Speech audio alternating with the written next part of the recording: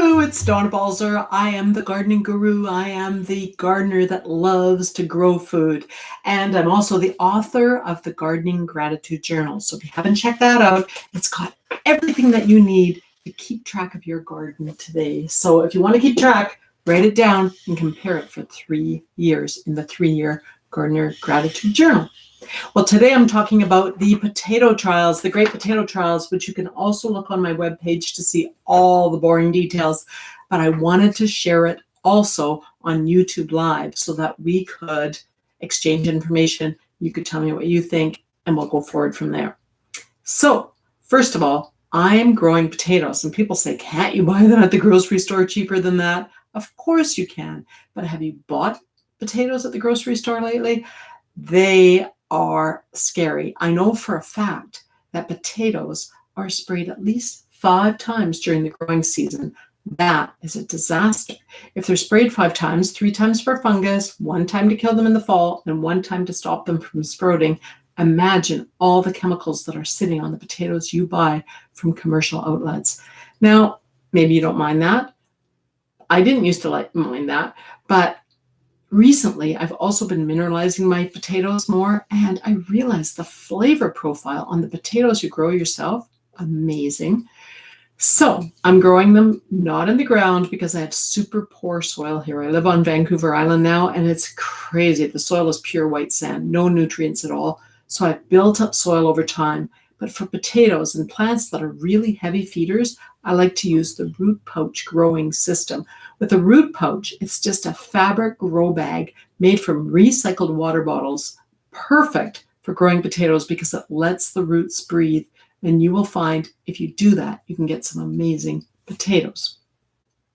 Well, today I'm going to tell you how I grew them. I didn't just grow them in soil, although I tried that so that I could show you how that worked. I also tried growing in weeds. I tried growing in wood chips, and I tried growing in straw. So that's what I'm here to tell you today, the results of that experiment. So to sum that up really quickly, I was surprised. First of all, in the wood chips, I had 45 potatoes. Can you picture that? In the straw, I only had 10 potatoes. That was different. In the weeds, I had the highest yield, so the most overall weight of potatoes, even though the average size was only 38 grams. And in the soil, my potatoes were the pretty small 32 grams, so not much bigger than those that I saw growing in the wood chips. So I planted them in March, just to back up, planted them in March, put 15 centimeters of soil, that was the same soil in the bottom of each bag, cut some existing potatoes in half that I had already let chit, so they were already starting to sprout, let them sit overnight like I do with most of my potatoes, put them in the bags, and then covered them up with one of 4 different things. So I used either soil, weeds, straw, or wood chips. And these were just wood chips that were mixed. They were from the town that had picked them up, and I just put them on all my plants. And that's how I did them. So I had these 4 trials. I watered them, I waited, and I pulled them all up on July 15th. The plants at that time were starting to die back. I hadn't been watering them enough, so they were starting to die back. I said, this is it. This is the date. We're doing a direct comparison today. Are all my root pouch potatoes already dead? No. They're growing like crazy. They're big. The plants are huge. I'm using 15-gallon root pouches, which are quite a large one. The potatoes are very big. I have been filling up the bags throughout the season, and now I am probably going to leave them for another month or so. But the ones I did in my trial, here they are. I got 4 kilograms of potatoes out of 8 grow bags. So that's quite a few potatoes. I did I asked the helpful husband how many he would like in a meal, and it turns out he likes about 200 grams. I just laid them out and weighed them. And that means that we'll have enough for about at least 20 meals of potatoes. So it's a lot of potatoes. And that's just from 8 root pouches. So let's look at the results. First of all, I didn't know the type of potato because I grew that from some potatoes someone gave me that they bought at the store. I used to grow in straw bales, but I found them to be very expensive. So this year I just used a bit of straw in my straw experiment. So here's what we did. Put them in the bags, watered them, weeded them, and harvested them on July 15th. So first of all, let me tell you this, that I had quite a high percentage of scab. I had 15% of scab. And scab, if you don't know it, is this, let me hold it up to the camera.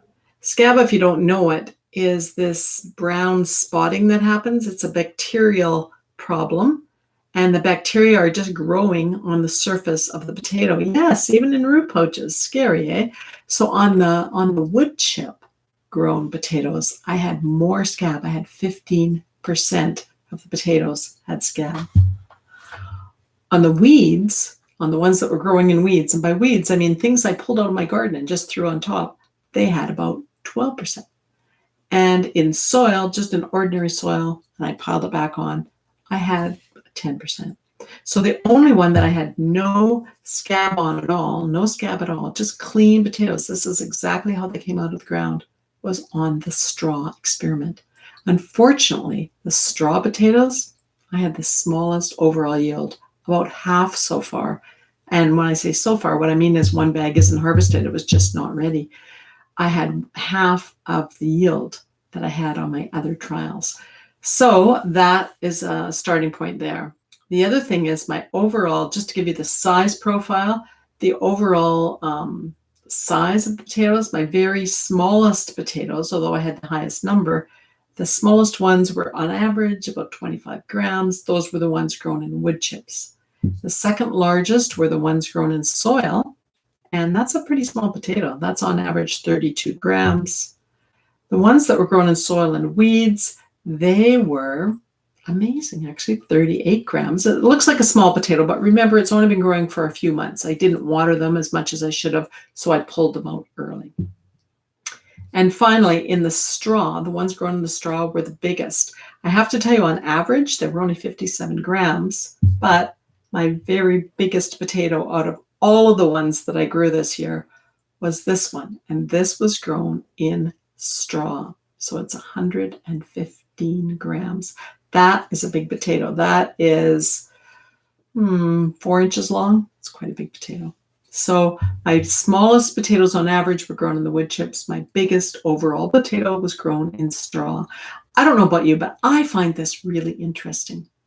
Now, to see the complete results, you really have to kind of compare them and go online, look at all my numbers. But to see that, you can go right to my webpage at donnabalzer.com. We'll put a connecting link here. But also have a look at all the details, because I'm going to do a lot of things differently next year. This year, I just laid the cut potato on top, put a little bit of fertilizer on, and then put my next material on. Next year, I'm going to push the potato down into the soil, because I think it was a real advantage for some of the lighter materials like the weeds and the straw. The sun was still getting through to the potatoes, and they were still chitting. They were waiting for the right growing conditions. So they were waiting for something dark and heavy to be on top of them. When that happens, potatoes send up those long sprouts. So next year, I'm going to push all the potatoes underground to start with, so that they've all got an equal start. The other thing I'm going to do next year is I'm going to put an irrigation system, just a micro irrigation system, on each of the 8 bags. Maybe I'll actually use 10 bags next year. Go crazy. Maybe I'll use a known potato next year. This year I didn't use a potato I knew. It was just one that a friend gave me, left over when she was leaving on holidays. So next year I'll use a known potato. And next year I will fertilize more often. Potatoes are heavy feeders. They like to keep growing, and to keep growing, they like to have a lot of nutrition. So when you're growing them in weeds or in straw, they're not getting a lot of nutrition. They can't really multiply as much as they would otherwise. So next year, I'm going to fertilize. So to see what fertilizer I used this year, you can look online. It's just an organic fertilizer, but I'm going to up that and put about a tablespoon per bag every month next year. So plant them deeper, water them all the time, fertilize them more, and have a different overall date when I harvest. And I think that'll make a big difference. So to see all of these details, this has been really fun. I've loved showing this to you, but so much went into this trial. So go have a look at a lot more pictures and to see those potatoes that I harvested side by side, go right to my website, donnabalzer.com. Thanks for joining me today. Bye for now.